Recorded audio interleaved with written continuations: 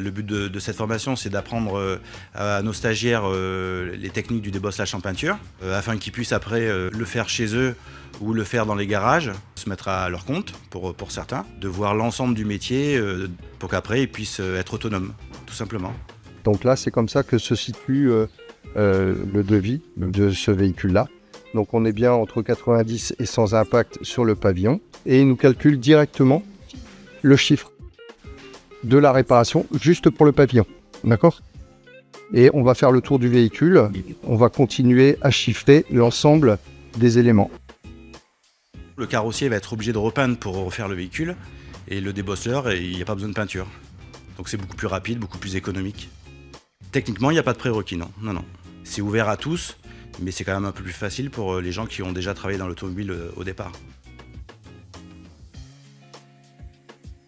À la fin de chaque semaine, ils ont un examen qui est noté sur ce qu'ils ont vu la semaine. Ils vont travailler sur des zones plates, comme par exemple des capots sans renfort. Ils vont travailler sur toujours les capots sur des parties non accessibles avec des renforts. Après, ils vont commencer à travailler sur les portes et ils vont voir tous les systèmes aussi du débosselage, le collage, l'induction, la rétreinte à froid, pour voir le métier dans sa globalité. Alors la suite, il y a plusieurs suites.